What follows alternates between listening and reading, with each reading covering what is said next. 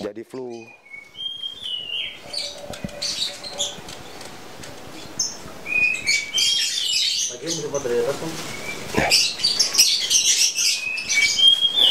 Inilah pengembunan yang baik dengan cara pengembunan cepat dari atas. Hal seperti ini juga berlaku untuk burung yang lain lah, bukan hanya cai hijau aja. Nah seperti itu. Kalau burung itu puas, biasanya kalau memang dia udah selesai mandi, ada karakter tersendiri. Nah seperti ini, dia tuh menandakan burung itu sudah tidak betah di bak mandinya kerambanya dia, karena bagi dia sudah merasa puas dia itu nyebur, berbasuh-basuhan lah istilah katanya. Nah sekarang kita pindahin ke kandang semulanya dia. Nah seperti ini. Dia cepatnya dia keluar dari kandang menandakan dia memang sudah tidak betah di keramba tersebut. Oke, seperti inilah. Nah ini seperti berlaku juga buat burung bahan. Usahain setelah mandi digebrak-gebrak seperti ini, biar itu merasa tidak takut dengan orang.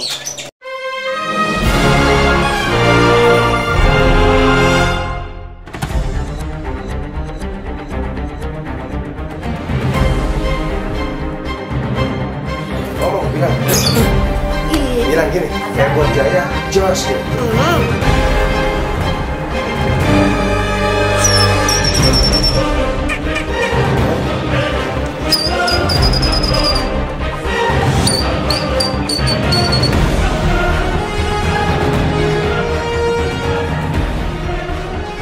Ya, baca bismillah insya Allah bisa gagal seperti semula. Nah kalau seperti ini, tanpa kita sadarin dari air itu dia masuk ke hidungnya dia atau ke mulut, yang mengakibatkan burung itu jadinya pilek flu.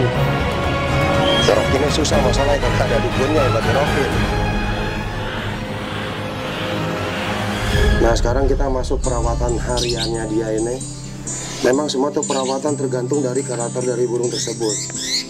Kadang-kadang memang kita sebenarnya nggak perlu maksain ya, atau perlu gimana. Jadi seandainya maunya burung itunya aja. Kalau hijau kita seperti ini, dia itu memang maunya hanya jangkrik aja.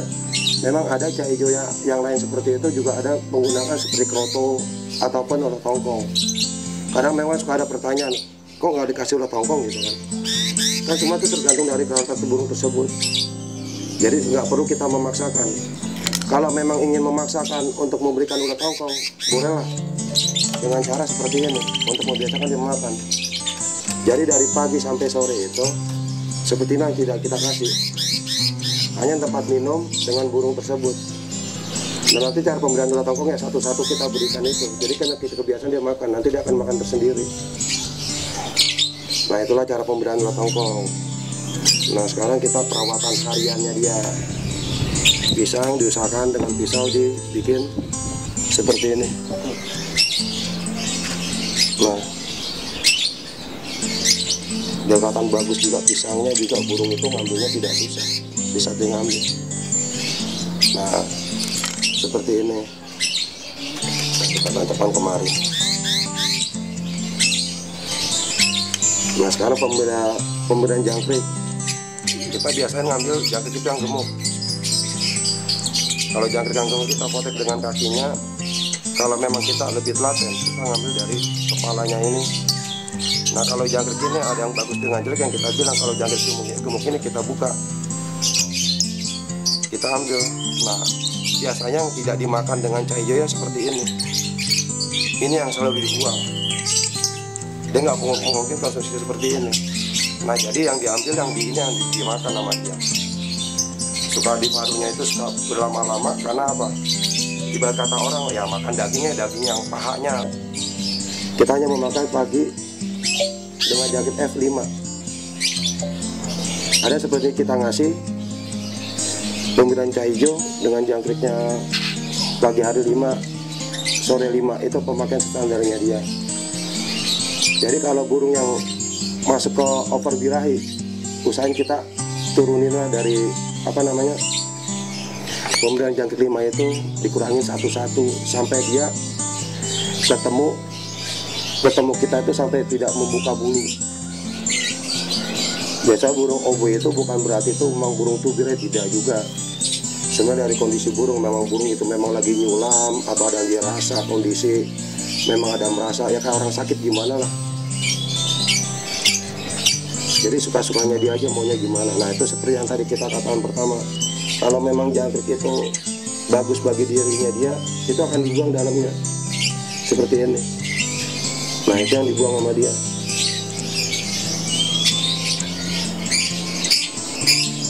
Itu yang tidak dikonsumsi. Nah, itu kan udah mulai apa, lepas ya.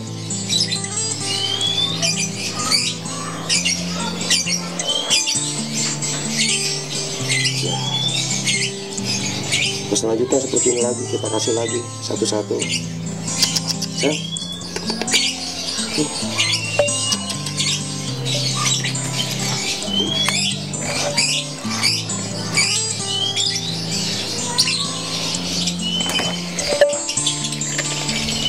Misalnya kita ngasih jangkrik satu-satu biar burung itu bisa tatap wajah si jokinya atau pemiliknya, dia tuh ngerti bisa digantangan itu atau biasa digantung di rumah. Jadi sudah kita panggil namanya dia atau si A, si A. Biasanya kalau memang burung itu nyurut dia akan nyaut. Karakter aslinya itu aja burung. Nah kalau karakter aslinya itu tergantung dari burung tersebut, dia maunya apa gitu. Jadi kita ngikutin, jangan dia maunya kita ngikutin terbalik. Jadi maunya di burung itu ya kita ngikutin. Jadi kalau misalkan penyelesaian di lapangan, cara penyetingannya, kadang kita penyetingannya dari malam sudah bagus sampai paginya udah bagus. Tapi waktu kita, terutamanya kita tanya waktu kita ngebawanya lah, ngebawanya itu dari rumah ke lapangan. Kadang tuh ada cah hijau itu kalau kita bawa dari rumah ke lapangan itu kadang suara bunyi sendiri keras-keras, isian keluar di waktu kita gendong. Terutama itu di motor biasanya itu. Kalau di motor kadang karena suara bising apa gimana, burung itu semakin bunyi keras, isiannya keluar terus. Tapi nanti waktu penyelesaian di lapangan, kadang kita suka ketipu, suka ada pertanyaan banyak begitu. Ini hijau udah ngetok-ngetok, kenapa di lapangan ngempos gitu. Karena apa? Isian dia pertama kali dikeluarin itu sudah habis di saat waktu dibawa. Seperti itu. Yang bagusnya lagi kalau bisa, nama kita kan nggak tahu burung ya. Yang bagus itu ya itu, di saat kita gendong burung tuh nggak bunyi, usahain ngeriwik lah istilah katanya. Entah kita kerudungnya double atau gini, maksudnya kita gelap kerudungnya itu, jadi burung itu nggak ngeliat kanan kirinya dia. Jadi waktu kita sampai lapangan, di waktu di bawahnya itu burung tuh ngeriwik sampai lapangan, tiba-tiba baru kita sampai aja buka kerudung sedikit kita intip, ada tuh burungnya kalau melihat sare bagus, dia tuh langsung ngejambung ngentrok, kita lirik gitu. Nah itu kalau kita rata seperti itu, tidak perlu kita buka di ler seperti ini, ataupun tidak perlu kita track, itu nggak masalah. Biasanya itu jenis burung jujur. Udah mungkin penyelesaian hanya kasih jangkrik 2 atau gimana, baru kita naik lapangan kegantangan. Itu namanya burung jujur. Biasanya didapat dari tipe burung yang modelnya burung itu ciri-cirinya itu kecil atau sedang. Nah, tapi kalau ada lagi yang tipenya burung itu pada sulit lah. Biasanya tuh bodinya dari sedang ke besar. Mungkinnya itu ada penyelesaiannya pertama kali kita sampai lapangan. Mungkin kita buka di ler seperti ini sampai dia ngebongkar ikan itu sendiri.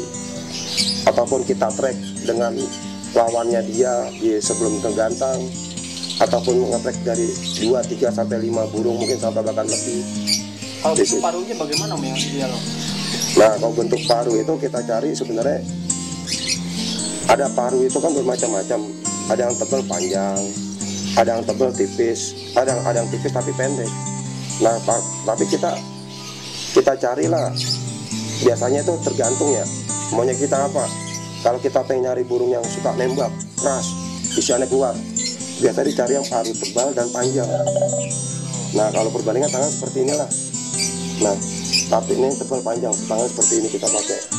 Nah tapi kalau seandainya kita pengen nyari burung yang ngerol nembak, kita nyari burung ada yang paruhnya pendek seperti inilah, kita pakai lah. Nah dari ini setengahnya ini, jadi ini kita ambil luas jari seperti ini. Nah biasanya seperti ini itu pak burung itu ngerol nembak, tebal pendek seperti ini ngerol nembak.